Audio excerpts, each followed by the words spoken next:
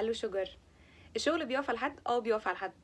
سرعة الشغل بتقف على حد، جودة الشغل بتقف على حد، اتقان وسلاسة الشغل بتقف على حد، كمان الشخصية القوية بتقف على حد، الأمانة في الشغل بتقف على حد، وكمان الشخص اللي مليان شغف بيقف على حد. على فكرة الشغل كل ده بيقف على حد.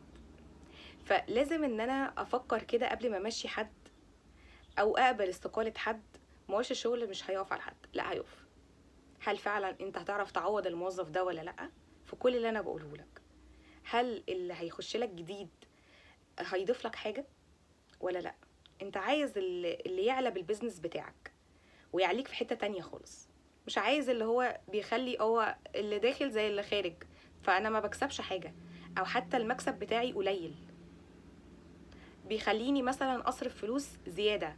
زي ايه؟ زي مثلا شركة مثلا بتسبورتك بره، بره شركتك يعني، فانت المفروض بتدفع لها فلوس معينة نتيجة حاجات هي بتسبورتك فيها. بتسبورتني يعني بتساعدني فيها. طيب دلوقتي انا الشركة دي كل ما هبعت لها مشكلة فهتقعد تحلها فهتاخد فلوس عليها.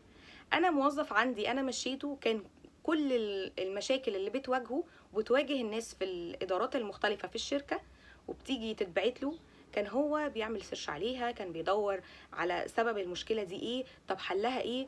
اكيد في غيره كتير اتعرضوا للمشكلة دي، ما كانش بييأس وما كانش بيرجع للشركة اللي هي بتسبورته من اول ستيب، كان بيفضل يحاول يحاول يحاول ويقرا لحد ما بيجيب اخره.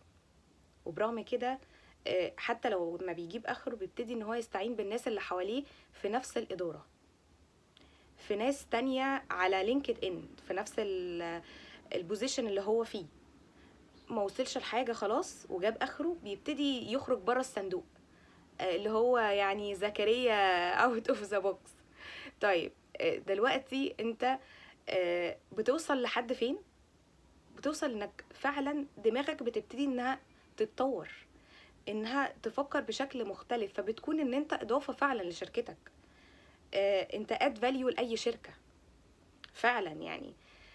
لكن هتجيب واحد ما عندهوش كل الكلام ده، فلا انت كده بتخسر مش بتكسب. وساعتها هقدر اقولك وبقلب جامد، انت الشغل فعلا بيقف على حد. شكرا.